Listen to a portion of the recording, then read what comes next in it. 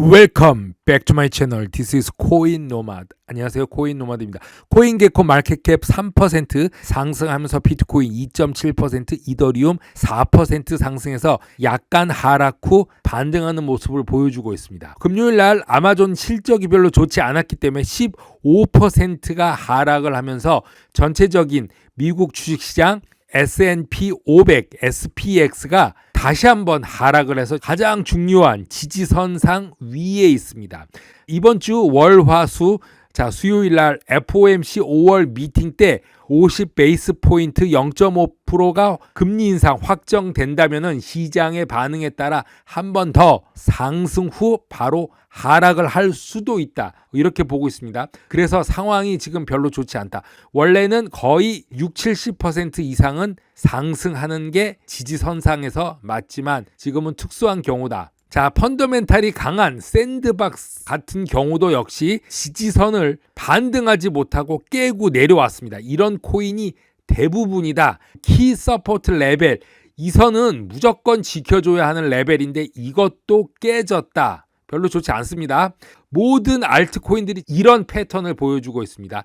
끝없이 하락한 후 반등해야 될 타이밍에 반등해야 하는데 안 좋은 상황을 만났습니다. 하지만 고래들은 이 영역에서 매집한다는 사실은 꼭 기억해 두시고, 그러면 이런 패턴 더블 바럼 형태가 나온 후 여기서 상승해야 되는데 여기서 한 번 더 하락하면은 3중 바닥을 만들 수도 있다. 그렇게 생각을 합니다.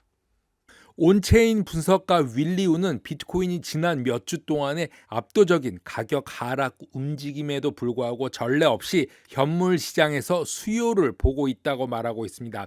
피터 브란테와 라울 팔과의 트윗에 대한 댓글을 달았는데, 비트코인이 하락하는 가격 행동은 암호화폐 시장이 대규모 랠리를 펼치기 직전 2020년 후반과 비슷하다. 6개월 후에는 알트장이 왔습니다. 월스트리트가 선물 계약을 판매하기 때문에 비트코인 가격이 횡보하고 있는 것이고, 기관 자금 최고 속도로 현물 비트코인이 콜드 스토리지로 이동하고 있다고 합니다. 비트코인이 나오는 족족 기관들은 사서 콜드 지갑으로 이동한다. 이제 그런 뜻인데요. 2020년 4분기 공급 충격 압박이 생각난다. 그 후에 알트장이 왔습니다. 그때도 계속 이런 똑같은 분위기가 연출됐죠. 왜 계속 하락만 하냐? 이게 과연 알트장이라는 게 오냐? 그렇게 말을 했었죠. 하지만 좀 상황이 틀립니다. 지금은 금리 인상과 미국 주식시장 하락을 보고 있기 때문에 그때와 지금은 약간 좀 틀리다. 윌리 우는 가파른 주식시장 조종에 직면하여 비트코인이 완전 붕괴를 피할 수 있는 능력은 투자자들이 이미 이것을 다 고려했다.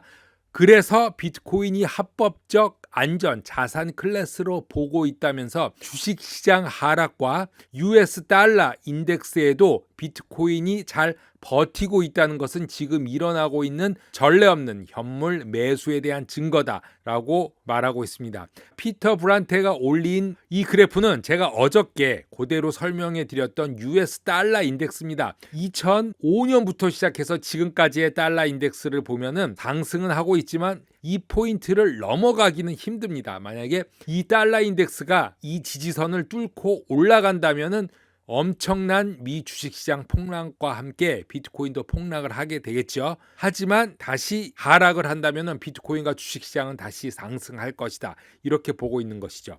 다시 말해 투자자들은 이미 비트코인을 안전한 피난처로 보고 있고, 가격이 반영되려면 시간은 걸리지만 선물 판매 매도세가 끝날 때까지 기다려야 한다고 윌리 우는 말하고 있습니다. 단기적으로 비트코인은 거시적인 요인으로 인해 역풍에 직면하고 있지만 US 달러 인덱스 DXY가 심각한 저항 수준이죠. 이거를 넘지를 못하면 비트코인과 기타 자산 랠리가 촉발될 수 있다고 합니다. 그래서 지금이 가장 중요한 때이다. 만약에 이 선을 넘게 되면은 비트코인과 주식시장이 끝없이 하락을 하고 비트코인은 다시 반등하리라고 봅니다. 어쨌든 간에 이 선을 넘으면 안 되는 거는 분명한 것 같습니다. 우크라이나를 돕는 펀드를 마련하기 위해서 최근 마라톤을 시작하고 있는 금융 자문 회사인 드비어 그룹의 나이즐 그린 CEO는 올해 말까지 최소 2개국이 더 비트코인을 법정 화폐로 채택할 것이다 라고 예상을 하고 있습니다.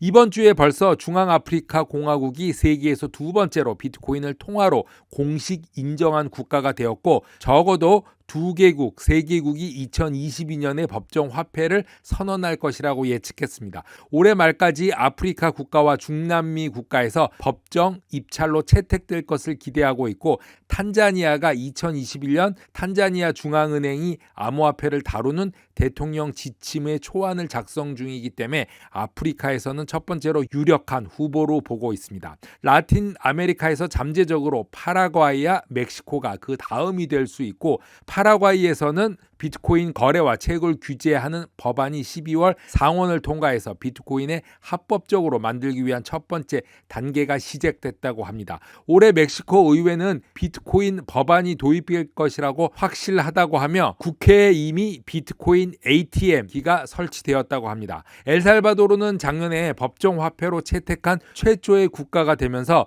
중남미에서 지리적 역량으로 비트코인 채택을 기대하는 이유는 재정적 불안정성이 비트코인을 채택하게 하는 요인으로 보고 있으며, 국가 통화가 제대로 작동하지 않는 국가일수록 비트코인이 점점 더 달러의 해지로서 해답으로 여겨지고 있다고 합니다. 곧 세 번째 국가가 나올 것이며, 엘살바도르 중앙아프리카 공화국은 이제 시작에 불과하다고 설명을 하고 있습니다.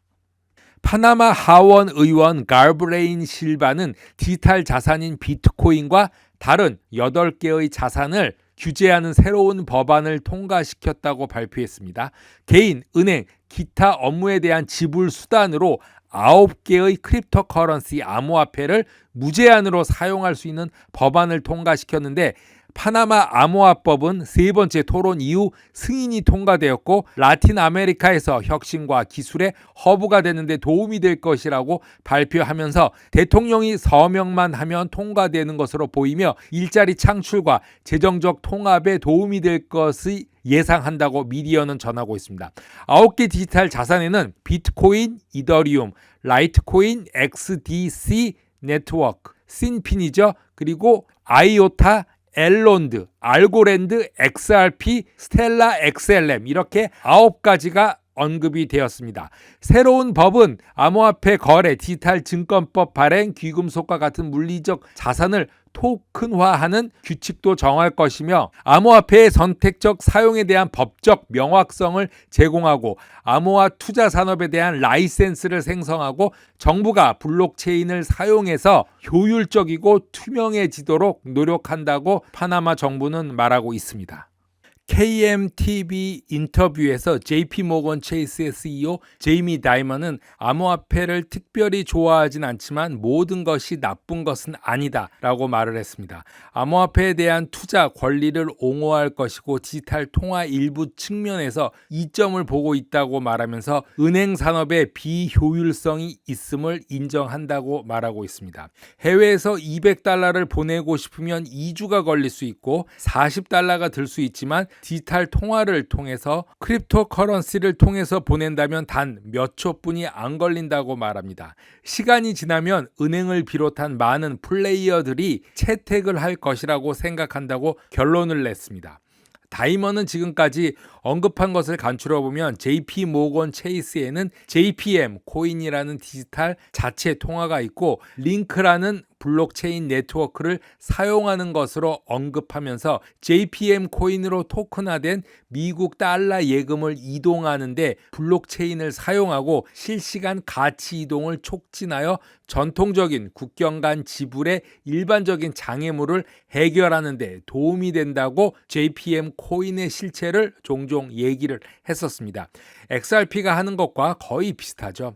다이먼은 오랫동안 비트코인과 암호화폐 회의론자였습니다. 지난해 11월 그는 암호화폐의 내재 가치가 없다는 이유로 암호화폐 투자에 주의를 한다고 경고한 바 있습니다. 그리고 10월에는 비트코인이 가치가 없다, 어떻게 공급되는지 의문을 제기했습니다. 하지만 올해 4월 주주들에게 보낸 편지에서는 탈중앙화 금융 DeFi와 블록체인은 현실이다 라고 말하면서 JP모건도 지금 현재 다양한 암호화폐 투자 상품을 제공하고 있습니다.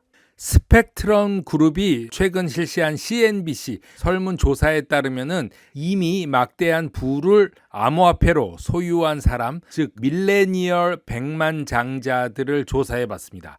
자, 밀레니얼이라고 하면은 1980년에서부터 1994년생 부자들을 말하는데요. 이 부자들은 올해 2022년 41%는 경제가 더 강해질 거라고 생각한다고 말하고 있습니다. 35%만 약화될 거라고 말하고 있어서 우리와 생각이 틀리다. 이 밀레니엄 부자들은 경제가 그렇게 나빠지지 않을 거다. 이렇게 생각을 하고 있던 것 같습니다. 밀레니엄 백만장자 중에서 83%가 암호화폐를 소유하고 있다고 합니다. 이 중에 53%는 절반이 암호화폐라고 합니다. 그 말은 1980년대랑 1994년생까지가 주로 암호화폐 부자들이 많다는 얘기죠. 백만장자의 3분의 1이 75%, 그 중에 3분의 1이 또 비트코인과 이더리움을 보유하고 있다고 합니다. 그리고 나머지는 알트코인이 되겠습니다. 자, 전체적으로 본다면은 베이비 붐 1944년생부터 1964년생은 암호화폐 보유를 한 것은 4%뿐이 되지 않는다고 합니다. 그리고 제너럴 X, 젠 X는 25%가 암호화폐를 보유하고 있다. 즉 4명 중에 1명은 암호화폐를 가지고 있다. 이쪽 X젠이 주로 암호화폐를 이끌어 간다고 보면 되겠습니다. X세대의 37% 그리고 베이비붐의 22%는 암호화폐에 투자하는 게 편하다라고 말을 했습니다. 그리고 밀레니엄은 50%가 암호화폐에 투자하는 게 마음이 편하다. 이렇게 말을 하고 있습니다. 22%, 37%, 50%. 자, 그리고 밀레니엄 세대의 12%는 암호화폐가 장기적으로 돈을 투자하기 좋은 곳이다 라고 생각한다고 말하고 있습니다. 코인노마드 오늘은 여기까지 하겠습니다. 감사합니다.